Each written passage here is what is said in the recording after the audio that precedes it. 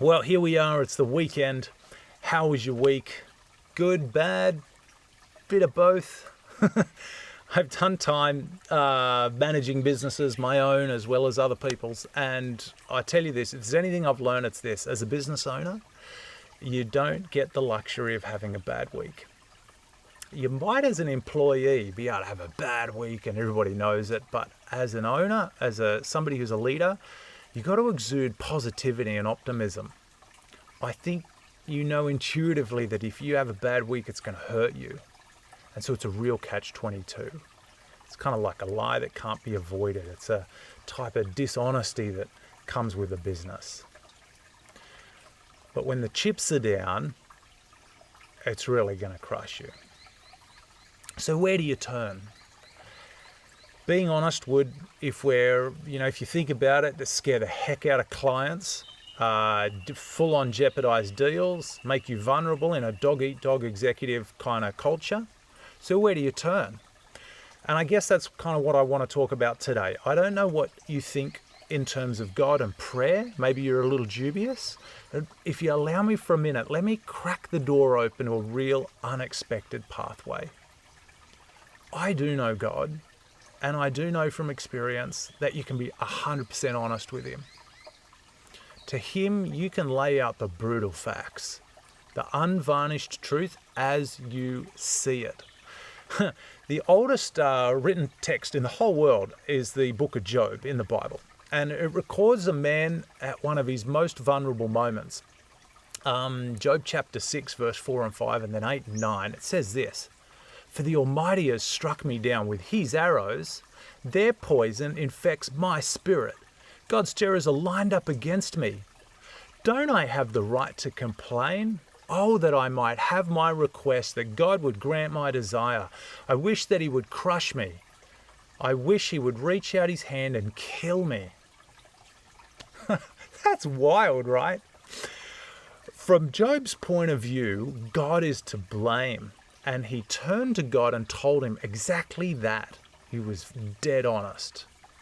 There was nothing in his heart that he hid from God. We'll come back to kind of Job's story in a minute because it's extraordinary. But I want to just spend a minute and consider this. You're probably not honest with your colleagues. It's so hard to be honest with clients all the time. In reality, perhaps you're not even honest with your friends, and there's a high likelihood you have trouble bearing your heart to your husband or wife. But you can and you should be brutally honest with God. Lay your hurt and your pain and start to be comfortable telling Him exactly how it is. The alternative is that you see a psychiatrist. I have many occasions, nothing wrong with that, but they do have an increasing tendency to promote their idea that belief in God is actually the source of the problem. All right, fair enough. They're the experts after all. But seriously, if they suggest that kind of advice, test the advice. If you're of the view that it's worth following, then do so. But take note of your trajectory. Run a tape measure over it for as long as you're taking their counsel, because you may well, given time, discover you get worse, not better.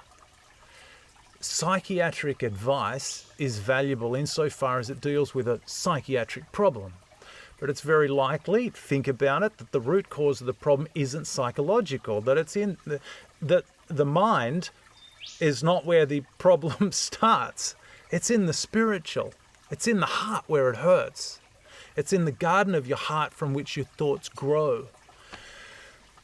If it's a spiritual problem, then you need a spiritual solution. Now, okay, so let's go back to Job. So Job's backstory, which you can read at the beginning of the book, he's lost his family, lost his livelihood, lost his possessions, he's even lost his health. When he says those words that we read, he's sitting in ash, scratching opened wounds on his body.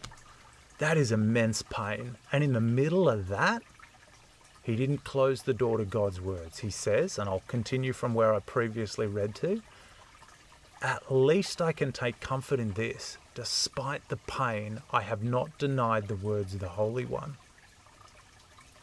At the beginning of this, I said I was going to crack open a doorway to a new path. And that's true. That's what I've done. Considering God as someone you can be honest with is cracking the door open to a whole new realm of possibility. But if you think I'm now going to kind of give you 5 steps to walk through the door, you're totally wrong. I'm not going to do that. If you are in the pain that I am describing, the last thing you need is 5 more things to do. Understand this, the door that I'm opening for you is not a door for you to pass through and find God. Absolutely not. That door is for God to pass through and find you, to meet you in the humility and honesty of exactly where you're at. Jesus said in Revelation 3 verse 20, "Here I am, I stand at the door and knock. If anyone hears my voice and opens the door, I will come in and eat with that person, and they with me."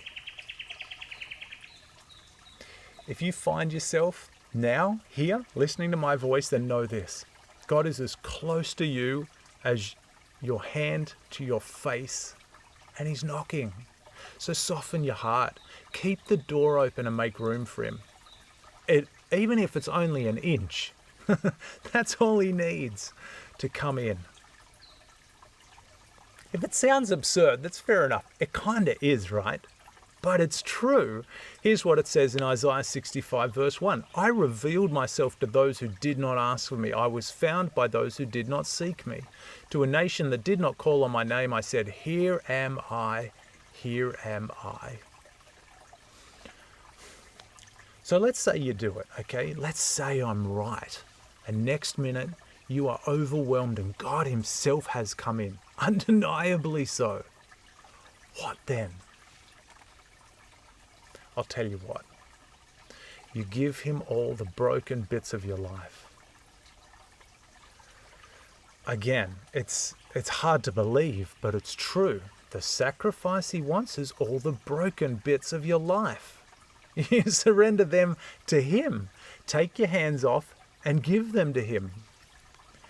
Psalm 51 verse 17, "The sacrifice you desire is a broken spirit. You will not reject a broken and repentant heart, O God." What on earth does he want all our broken lives for? Look around. Look where I'm sitting. Look at what he does.